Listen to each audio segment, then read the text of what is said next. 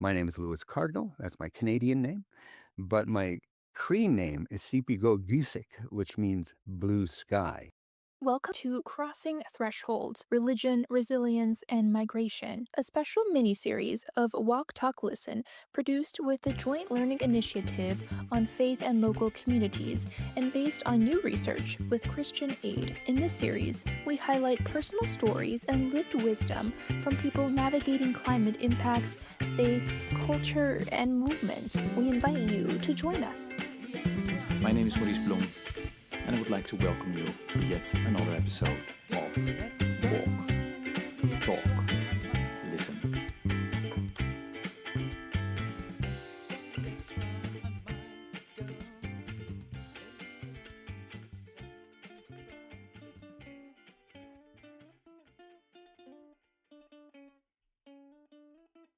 So I'm really delighted with today's guest.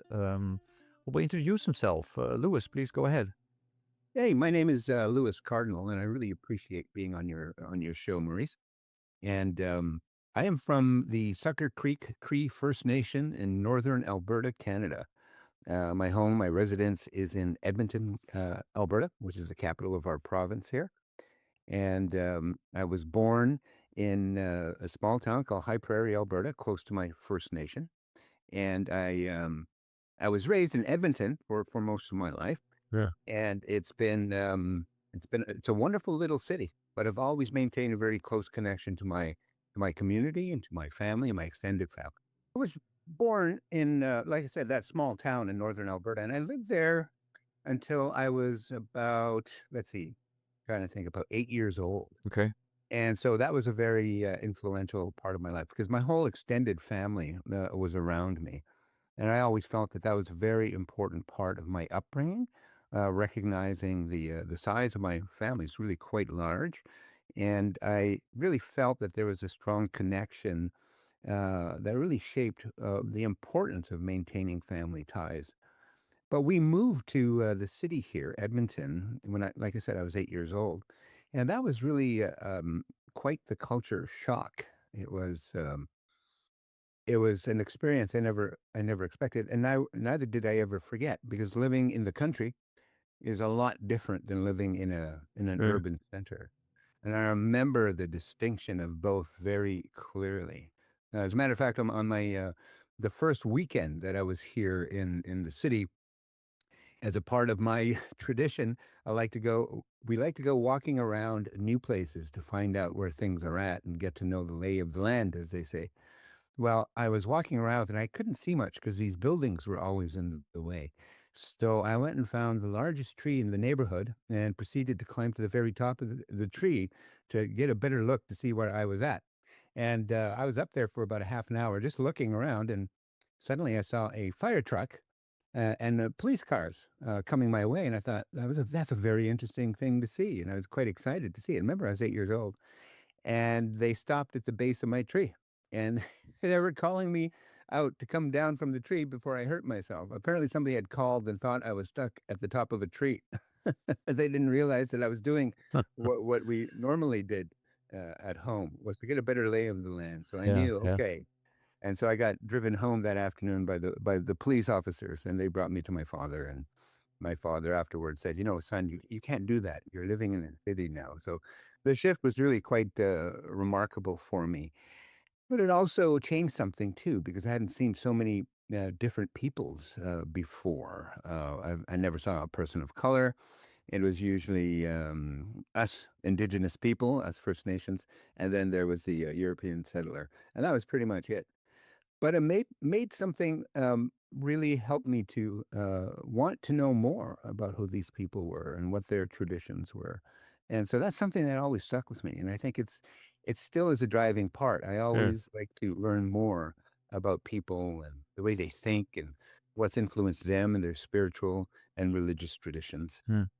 You were explaining that you have a large family. So I kind of assume you have siblings, and if so, how many? And how close are you with them in terms of now and during your upbringing? When you were talking about climbing in a tree, were you alone or were you surrounded Yeah, by I was friends? alone. Okay, I you was were alone. alone. Okay. Yeah, it's because I'm the second oldest of Mm. 10 children. However, my father was married a few times. And Okay. so these children were spread out through these different marriages. But we did manage over the years to keep in touch with each other, and we still are. So we know where everyone is, we know what everyone is doing. And every now and again, a number of us will get together and have dinner and visit, and phone calls and Zoom calls and those sorts of things help us keep in touch today. But again, having a large family, just my siblings, has always been an important part of my life. But also, my extended family is quite large as well. I think we were counting over 150 direct descendants from my grandparents, and because my grandmother had 14, no, 16 children Hmm. herself, but 10 of them reached adulthood, and each of those children then had at least, 5 to 10 children themselves. And then so my first cousins then, there's a number of them, and they have, a lot of children too. But also as the Cardinal family in Canada, we are perhaps the first or the top 3 in terms of the largest family in Indigenous family Mhm. in Canada. So quite large, and so that has driven me into, doing genealogy and understanding that even more, and the extent of that throughout the history of Canada has always been quite compelling. So it all ties together, Yeah. and it's about, bloodlines, and it's about, family ties, which are a very important part of our Indigenous culture. Mm.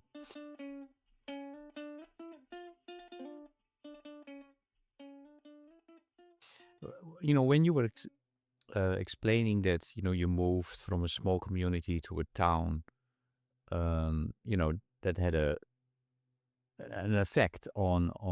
I mean, the climbing in a tree is a very good metaphor for, you're not able to see the environment anymore and you're Mhm. used to it. Um, yeah, how was your upbringing and life in comparison? No, when you look at your environment and climate, did it play a big role? And if so, how? Can you give some examples of how it might have been different from a child that would have grown up in a city? Well, in the environment, it's a very large part of your life Mm. because you're enveloped by it all the time.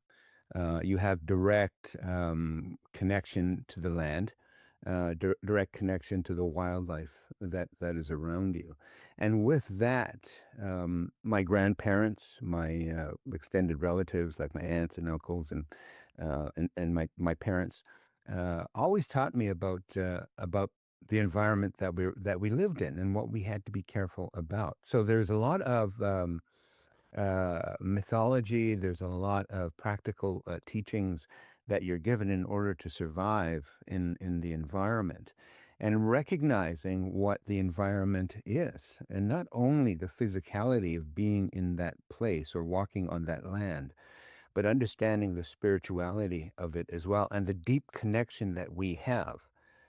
Our I've always been told that we are nature ourselves. We're a part of it. We're not separated from it, which was a sharp juxtaposition between Western worldview and Indigenous worldview within the Western tradition, which is shifting now. But the Western tradition has always taught us that we are outside of nature and that we are at the pinnacle of creation.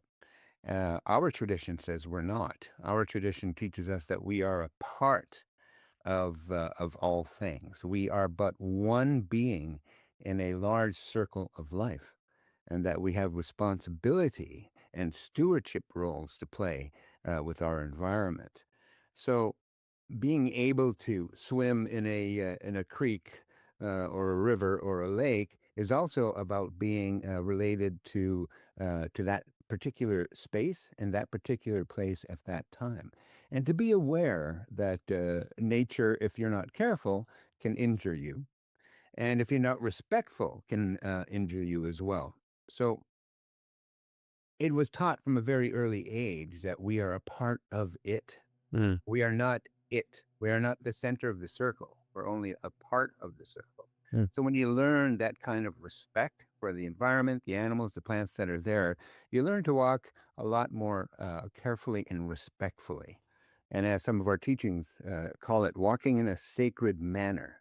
That means paying respect to the environment that's around. Mm. But when living in the city, you you don't have that, especially as an indigenous person, because you don't have your family or your traditional teachers reinforcing that. You're living in a different society with different values and different norms, and it seems that nature is the enemy rather than a relative, as it is.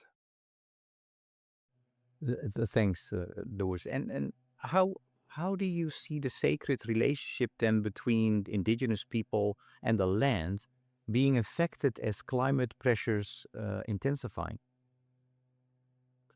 Our people are at the front lines of that climate change. As forest fires are raging every year, pretty much at the same time, they're lasting longer and longer.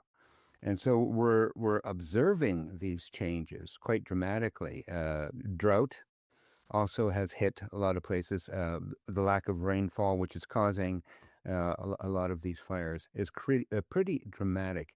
And how we see the disappearance of water, uh, even entire lakes, is demonstrating that there is something out of balance. And so, as indigenous traditionalists, we have ceremonies. We have ceremonies for everything, but we're seeing these things happening. So we go into ceremony and connect with the spirit world and the spirit and nature itself. And so, it's telling us that we are out of balance and that we as human beings, not just indigenous people, but we as human beings have to bring ourselves back into balance. And the spiritual message is telling us that individually we have to reconnect ourselves to nature, and also that we have to heal ourselves. And so what our elders and spiritual ceremony leaders are telling us is that when you heal yourself, you're healing nature.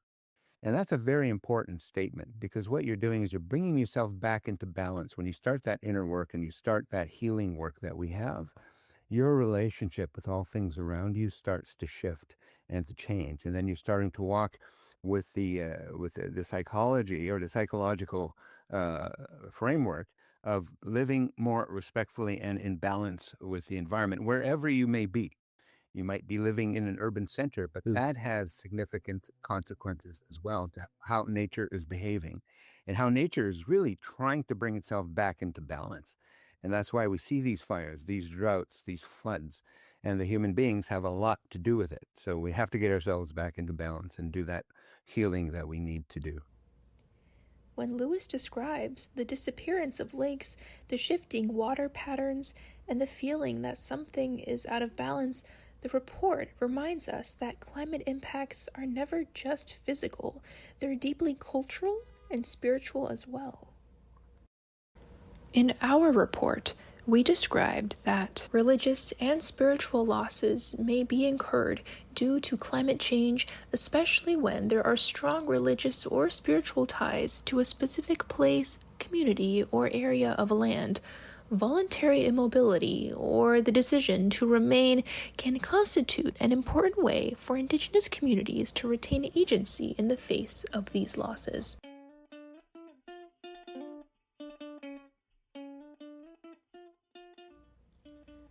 For many communities, staying connected to land, even in hardship, is an act of identity, memory, and sovereignty.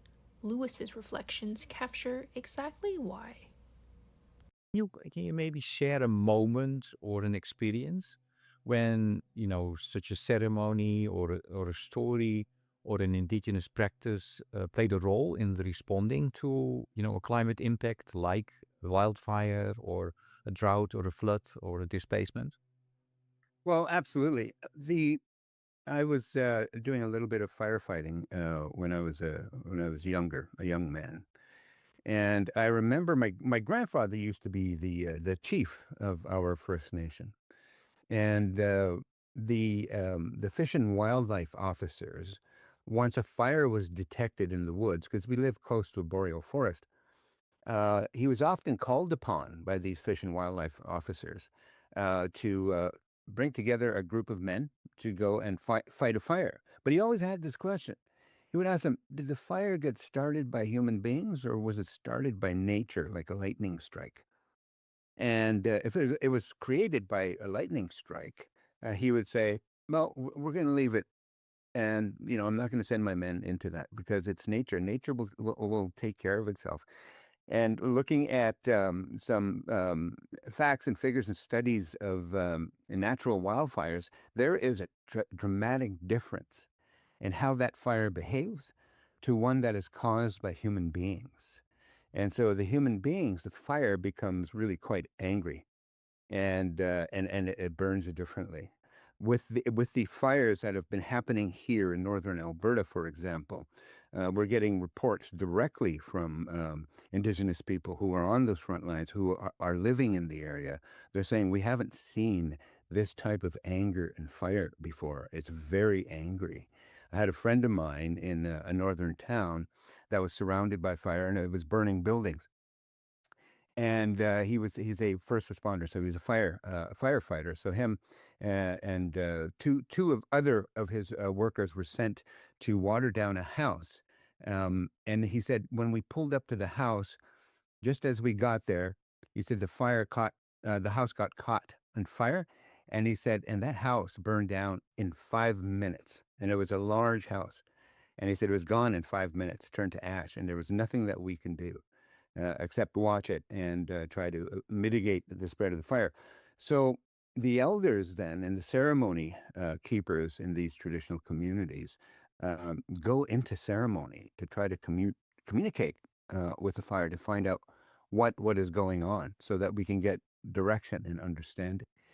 And so ceremony then becomes an important part of firefighting. A lot of people don't know that.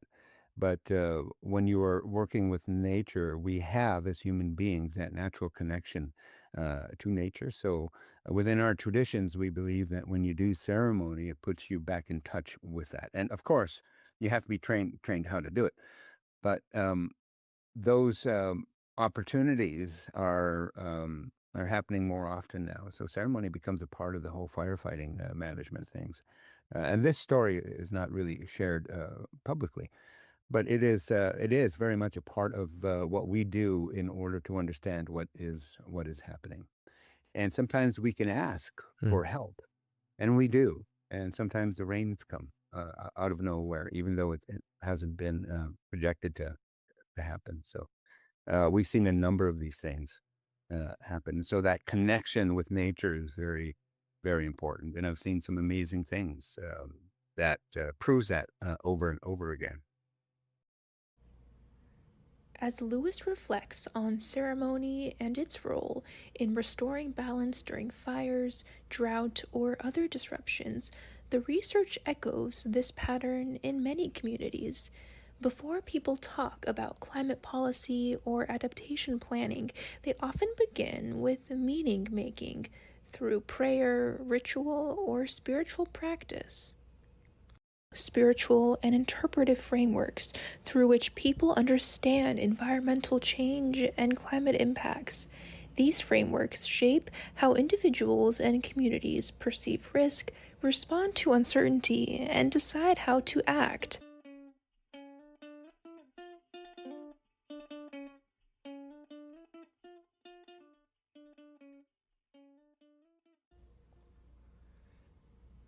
Lewis's description of ceremony as guidance during imbalance captures this exactly, a spiritual foundation that shapes how communities respond to climate pressures.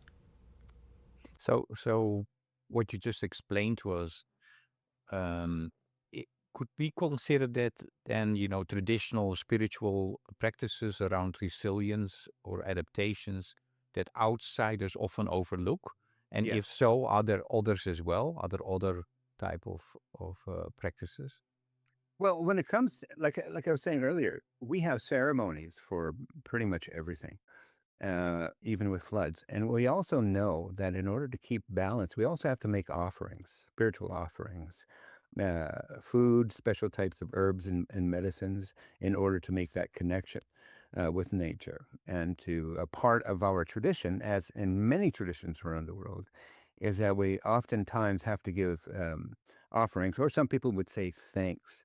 But in ancient indigenous traditions, including Europe and including Asia, everywhere, is that we human beings have that stewardship responsibility because nature will tell us when we're starting to take too much and become destructive, and we have to become aware of our behavior. So, when it comes to floods, when it comes to these other natural environments, we do have a connection enough to know what needs to be done or where to keep away from in order to keep ourselves safe. So, that tradition of keeping in communication or communing with nature is one of practicality, and it's one of necessity for survival. So throughout my history as a woodland Cree people, we know that the delicate nature, the delicate balance in nature has to be kept spiritually in relationship. And then how we behave in our daily life has to be in relationship because the our indigenous worldview teaches us a very simple thing, and it's about that we're all in relationship. So we, as indigenous people, even that term indigenous people, while it means born or springs from the land, the connotation of that word also means in relationship too. So if there was a hashtag or a bumper sticker, as we'd say here in North America, it would say it's all about relationships. And that's what we have to strive to keep in balance. Because when we break that relationships, we also are breaking rhythm. We are breaking relationship with Mother Earth as well. So it's a very important concept that we keep reminding ourselves of. Lewis's explanation of indigenous worldview that life is maintained through relationships with land, spirit, and one another mirrors one of the strongest findings in the report. Resilience grows through relationships, not programs.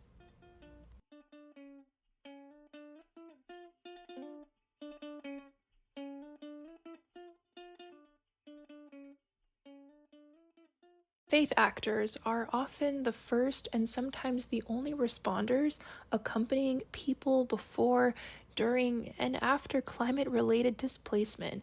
Their support is relational, grounded in trust, cultural knowledge, and long standing community presence, all elements that formal systems often overlook. This is precisely what Lewis describes resilience, not as infrastructure or technology, but as connection, built over generations, rooted in responsibility and kinship.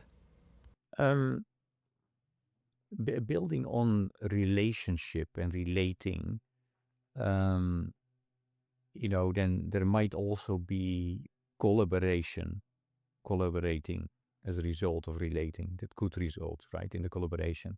Yeah. Um, has there been a moment of meaningful collaboration with another nation, a different faith community, or a secular agency?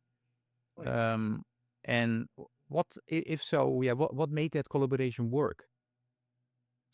Well, it's understanding the common issues that you share. It's coming together with the understanding that we need to work together. Because oftentimes communities are isolated for various reasons: racism, discrimination, the fear of not knowing the other. But as Indigenous people, a part of our traditions has taught us that we need to work together as human beings in order to tackle common issues. So, when you're, for example, if you have a very staunch Catholic in this sense, because there's a very large Catholic population in northern Alberta, they have their belief systems, but our leaders and our traditional leaders understand that we need to be able to approach them in a good way and help them to understand that we need a relationship to tackle the issues that we're trying to do. The sad part of the Western tradition, and particularly I'm talking about Canada and Western Canada, is that oftentimes we segregate ourselves because of these misconceptions of who other people are, or what their traditions and spirituality actually means. And so there's the it's a process of treaty making, as we would say. And so, by that process, we approach a different community, for example, with that spirit of openness, and begin a series of dialogues. So at least the leadership and their faith leaders understand that we're only here to try to support each other and to live in a balanced and harmonious way as best as we can. And that is work, and it's necessary because Canada is a a pluralistic society, as they like to say, but it's made of many different beliefs and systems, and we have a lot of stories.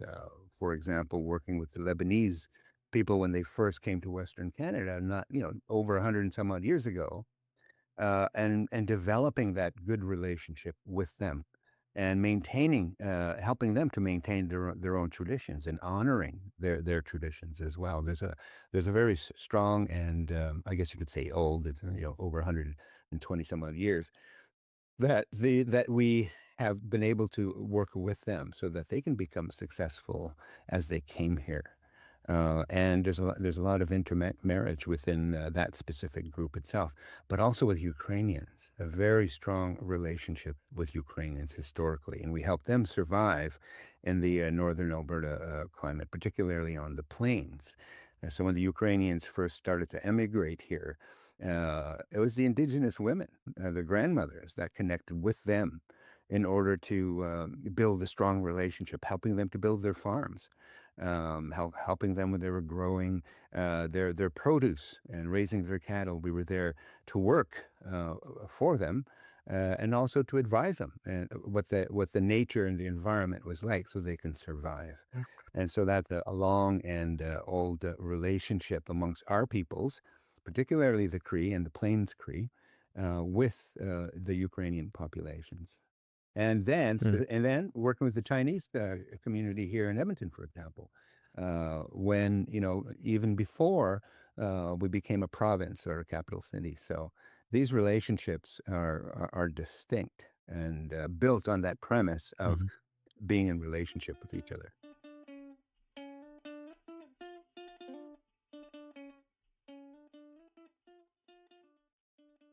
That's great to hear those hopeful stories. I do want to hear more about those hopeful stories, but before we go there, um, I would like to ask you maybe to dig deeper on the misconception that you also mentioned. What is one common misconception about the indigenous leadership in climate responses?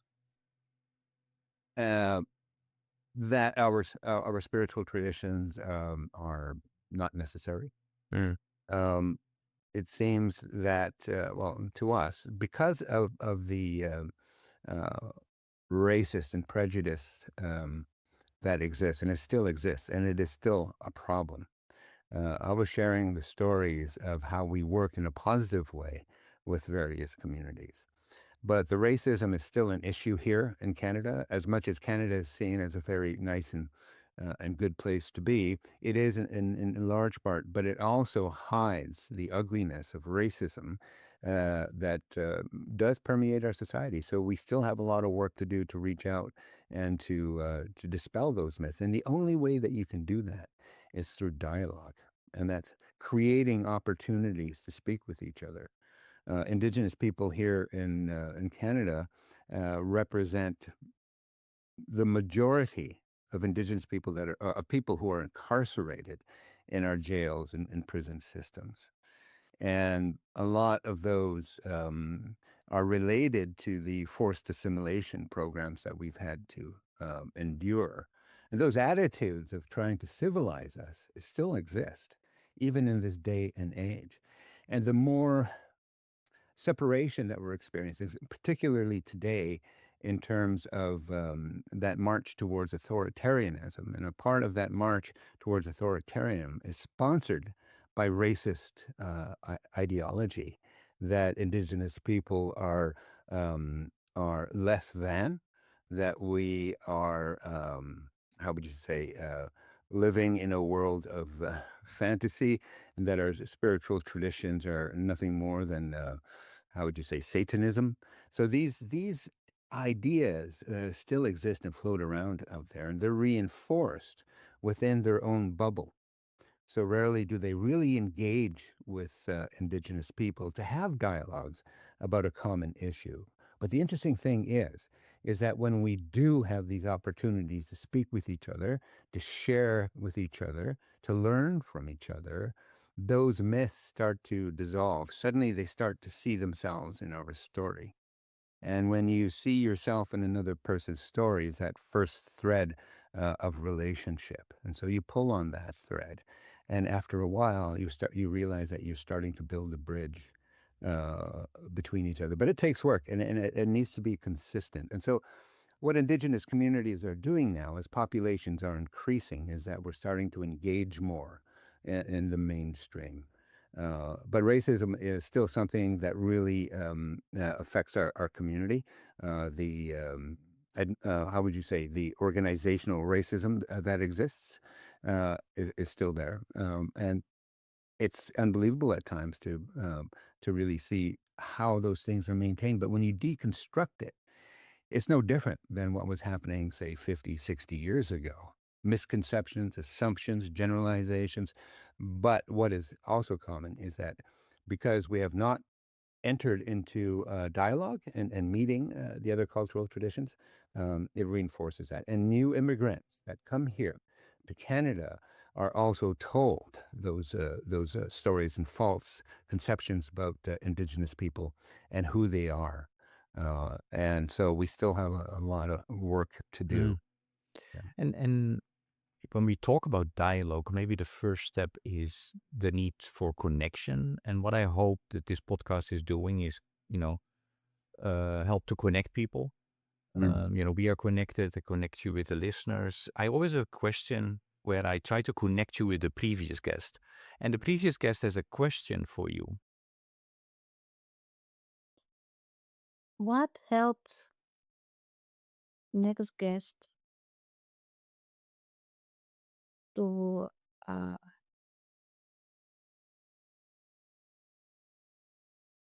keep his values and ethic in a very difficult situation like war, maybe? And what personally he did to make connections between different religions that face, like, could be uh, like a collaborative practice, maybe something in collaboration. Let's say to make it like religions be closer to each other. Okay, well, let me back up by saying this. Because Indigenous people have had a forced assimilation or colonization, as they say, it has caused us to be very cautious in terms of developing relationship with other traditions and spiritual and faith and religious traditions. My challenge to my community is to reach out to these different cultural traditions outside of our own and engage in conversations and create opportunities to encounter each other in a good way. One of the things that we've done here in Edmonton, which is the first in Canada, is I worked on this project for 16 years to build the first urban Indigenous ceremony grounds. Up to this point, Indigenous people have had to leave the city in order to do our basic prayers and ceremonies. Because we need to do those on land that's as pristine as we can find it. And so they've had to leave the city in order to do these things, and it's a difficult thing to do, especially with our population, who is the poorest of the poor. Transportation is difficult, so you can't easily go 100 kilometers out of the city to do a ceremony. It just doesn't happen. So we worked with the city in partnership, in good relationship with each other, which took 16 years to do. And I like to say that was the speed of relationship, because we had to do relationship repair and education. But education not only from us to them, but from them to us, so we could understand the mechanisms of how city administration works, but also overcoming these preconceptions and misconceptions of indigeneity, and how we express ourselves through our culture and ceremonial traditions. It took 16 years to build this 7 hectare piece of land where we can go and do ceremonies. But while we said that we needed this place for our youth and families to access cultural and spiritual traditions, because it's such an important part of family strength and cohesion, it's also a very important part for our community to come together in ceremony, to reconnect connect ourselves with each other and with the land. But we also recognize that this location will be a place of reconciliation, a place of teaching. So I've been honored to bring down different spiritual and faith traditions and host them at this site and do ceremony with them and educate them about what these are like. One example is with one of the Jewish temples here. And we've had 3 different congregations of the Jewish faith come down to our site, and we've done ceremony with them, and then they would do ceremony with us. And what we found, and what is consistent, is that we have a lot more in common than one would assume. For example, it was a temple Bethora that came down, and they did a naming ceremony. And what struck me, and I've never been a part of that before, to see that their naming ceremony was almost identical to our own. So you have a Jewish child that is born, and of course, it has its Canadian name, but it also has a spiritual name, that they take that name from the history of their people, and they're given that Hebrew name. The same thing with us. We do the same thing. We get names from our ceremony leaders for a young person, and then they have this. So they have their Canadian name. Like, my name is Lewis Cardinal. That's my Canadian name, but my Cree name is Sipigo Gisik, which means blue sky, or more appropriately, the one who comes from the deep blue sky, is what my name is. And so we use that in ceremony, and it also helps me to identify what I need to do in my life. And so when I got this name, I was instructed that I will build bridges between worlds that don't understand each other, and that's the fundamental work I will do in my life. And that's what I've been doing the whole of my life, is creating those opportunities to learn. So we bring in different cultural groups, Islamic groups, and they say, we do the same thing. So suddenly, these faiths are seeing themselves in our story, in our traditions. And that's a very important thing, because then it changes their attitude towards Indigenous people. So these are wonderful opportunities. We're hoping that other major cities across Canada will build these sacred ceremony grounds for doing exactly the same thing.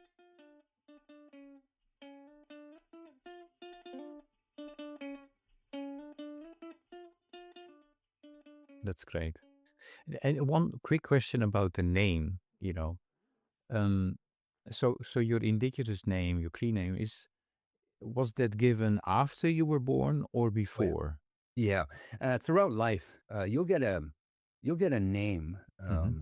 when you're a child, traditionally, and that is what carries you through your youth until you become an adult. So you go through that great change in life through a rite of passage, when you are putting to rest your infantile ego and raising the adult. And so when you make that transition, when you're becoming an adult, you go into ceremony as you're making that change. And also, leading up to that, you're also beginning to be instructed in what it is to be an adult in the community, and what your role and obligations are to the community. And so it teaches us, okay, when now you're going to become an adult. And so through ceremony, sometimes like it's a 4-day fast without food or water. And you're in prayer all the time, and elders and ceremony leaders are there to support you. And then you are given a name, and then that name is presented through ceremony towards the end of and it's just the name, but the name has a lot of meaning to it in terms of who you are and what the spirit world has to say to you.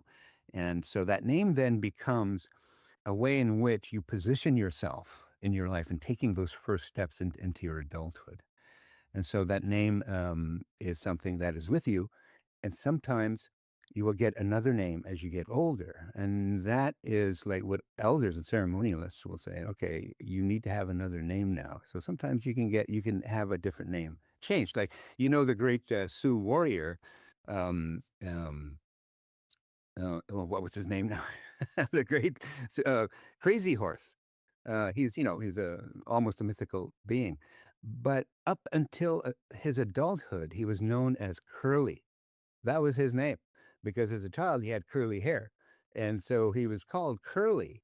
And then his father came to him, and after he saw the exploits that his son was doing, he told him, you need to have a different name now. You are now have proven yourself to be a man or a warrior. And so he said, I will give you my name. So his father's name was Crazy Horse, but then he gave his name to his son. He said, this will be your name. And of course, with the ceremonies and things that went along with it. So he got that name, Crazy Horse. But before, it was Curly. So as you move through life, you get different names. But also, when you're working with different indigenous nations, sometimes they will give you a name that means something specifically to them. For example, I have a name from the Gwich'in people in northern Canada, in the Northwest Territories, and they call me Shaluk, which means the one who is welcomed in. And so it's an honor because I was doing some work with their youth up in their country, some land-based education things, and the elders honored me with their name. So they, when I see some of them down here in Edmonton, or if I go up north, they'll call me, "Oh, there's Shaluk," you know. And so it's about honor, respecting, and also psychologically, it creates you as a unique person because there are, I think it was 18, no, 20 Indigenous people in northern Alberta named Lewis Cardinal. It's not very unique, but with Blue Sky, my Uh-huh. Cree name, I haven't yet run into anyone named Blue Sky. So the name Yeah. identified you as being unique, Mhm. right? And we believe that every person is unique and not duplicated anywhere.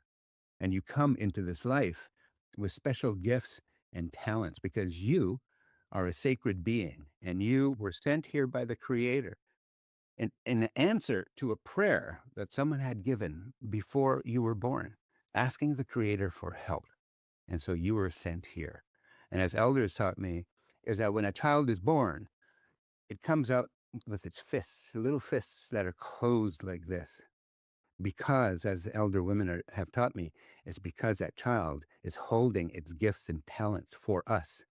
So we have to create a nurturing, respectful, supportive network and family in order to help those hands open and metaphorically reveal those gifts that will be of use to our people in the future. A beautiful answer to the question of the previous guest, Lewis. Thank you for that. Your question for the next guest. Oh, for the next guest, I would ask, how do they connect themselves to nature? I think that's an important question, especially in this day and age, because we've been taught as a Western society, assuming this person is from Western society, but I'm using myself as an example, is that we are taught to separate ourselves from nature. Nature needs to be dealt with instead of being in relationship with. And so, how do you integrate nature into your life would be the appropriate question, I Uh, believe.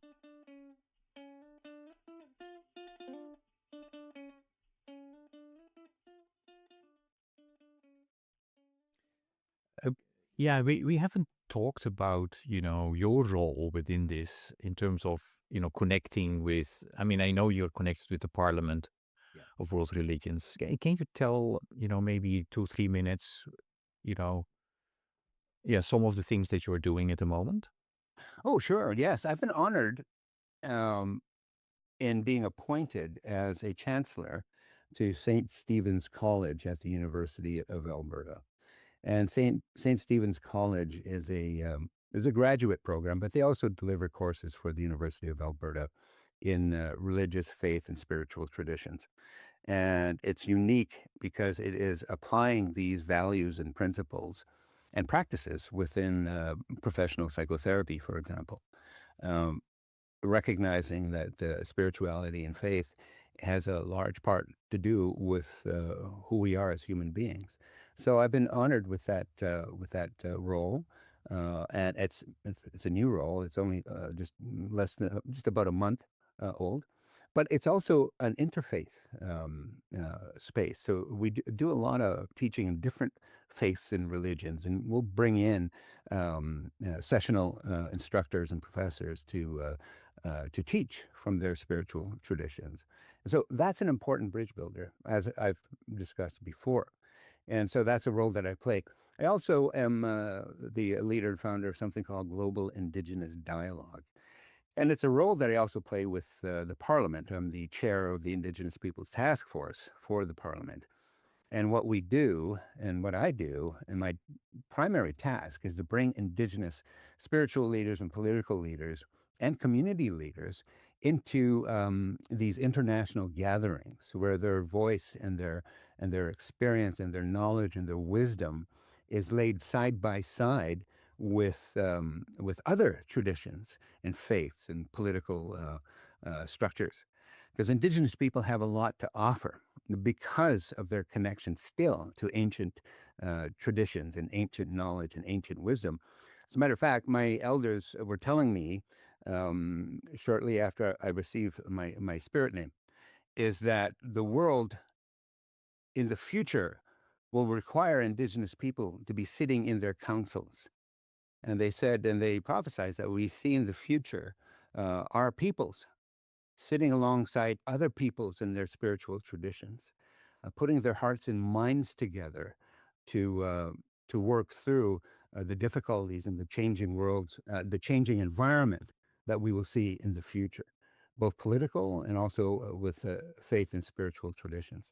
So my task through the Parliament is to bring these voices into our gatherings and into the dialogues, and with the initiatives of Change International, that's based out of Switzerland.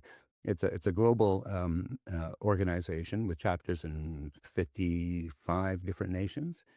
It's to bring Indigenous voices into those discussions, talking about everything from democracy, everything from like the inner development goals that are being organized out of Sweden.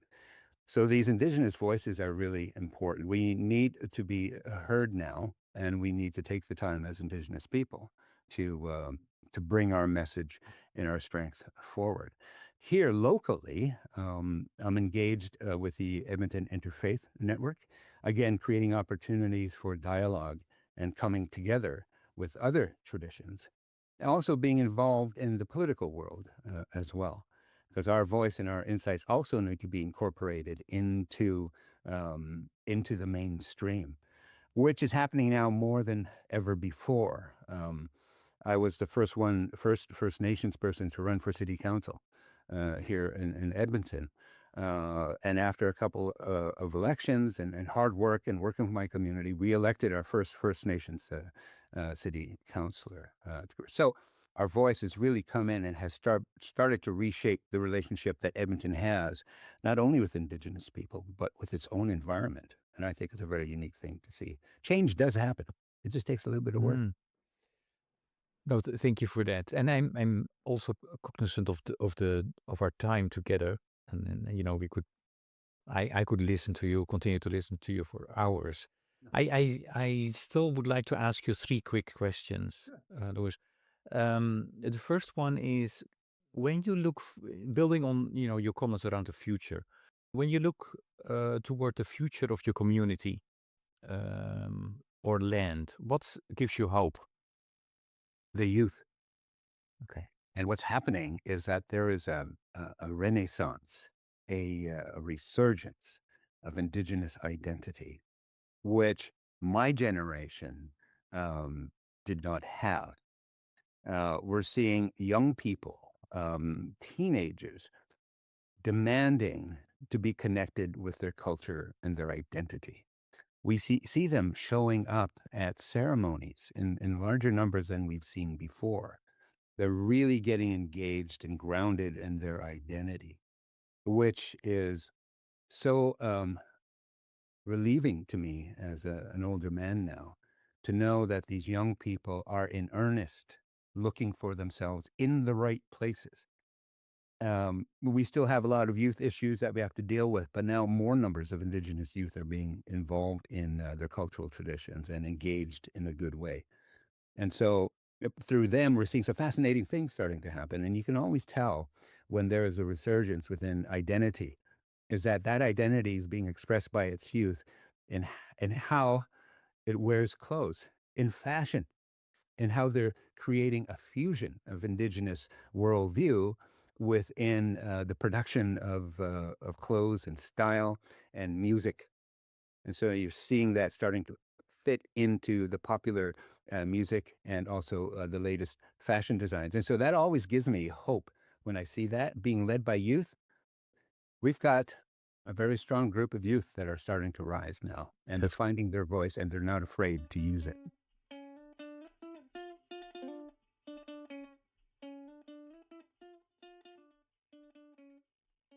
that's great to hear. Okay, my second question of the three is you referred to the inner development goals, and it's normally a topic that we discuss in the regular Walk Talk Listen series. I have, for now, for this specific series, I would like to ask you one of the skills that are part of the 25 different skills under the five inner development goals, and that is resilience. Mhm. What is your definition of resilience? And what is there a word in your, in your own language? We would say "imatsuben" means it means that living the good life or in the good way.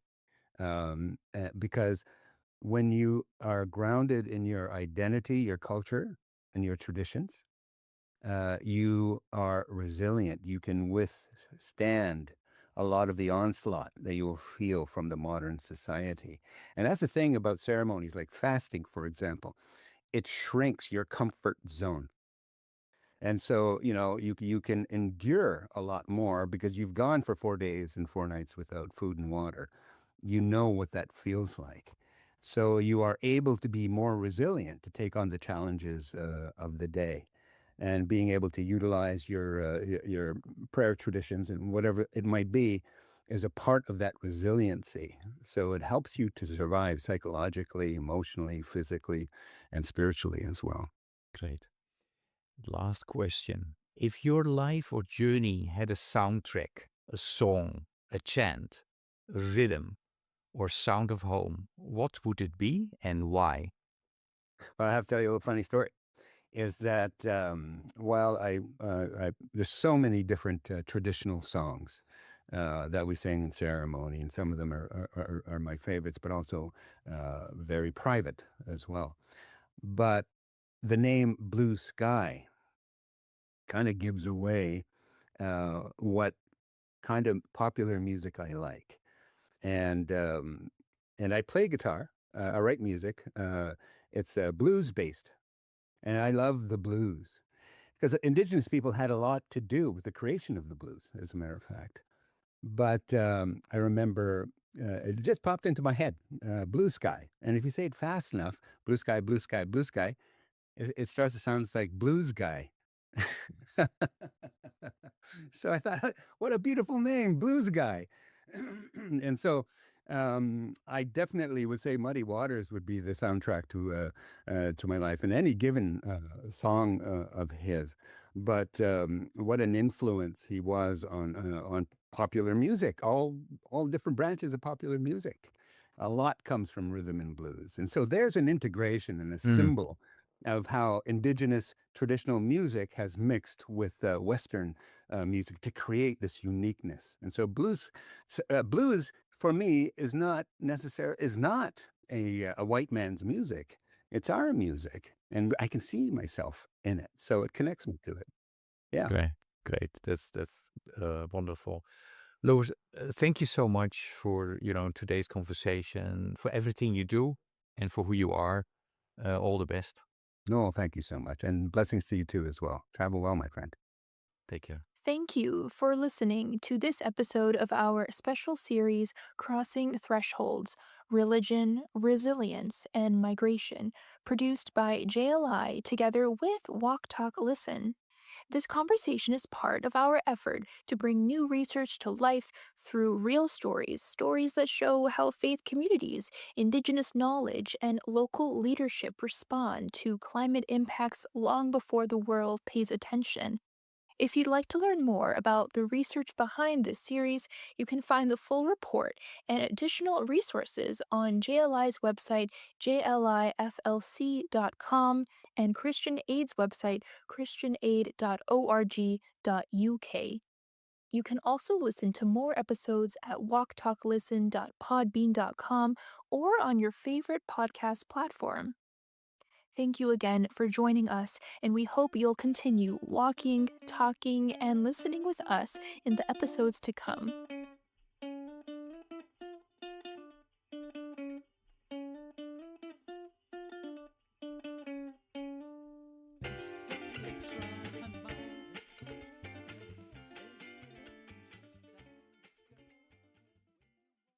Thank you for listening to Walk, Talk, Listen.